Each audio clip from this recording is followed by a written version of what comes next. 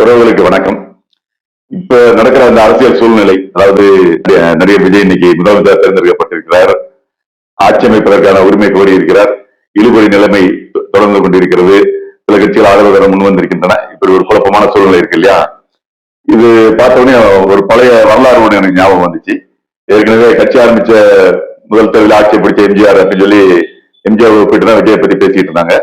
இப்ப இந்த சம்பவங்களும் எனக்கு அந்த பழைய சம்பவத்தை நினைவு கொண்டு என்னன்னா, எம்ஜிஆர் கட்சி ஆரம்பிச்சது 1972ல 73ல நடந்த இடைத்தேர்தல், திண்டுக்கல் இடைத்தேர்தல், பாராளுமன்ற தொகுதிக்கான இடைத்தேர்தல்ல எம்ஜிஆர் முதல் முறையா போட்டியிட்டு வெற்றியை காமிச்சாரு. திமுக 3000க்கு தள்ளினாரு. அதுக்கப்புறம் முதல் அதிமுக ஆட்சியை பிடிச்சது 1974ஆம் ஆண்டு பாண்டிச்சேரியில.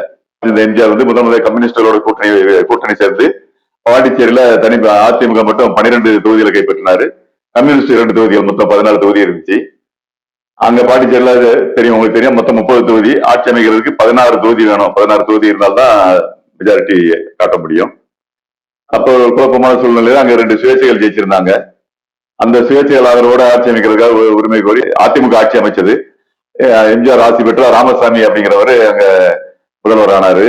ஆனா அந்த ஆட்சி ரொம்ப நாள் நீடிக்கல. வெறும் 23 நாட்கள் தான் உயிரோட இருந்துச்சு.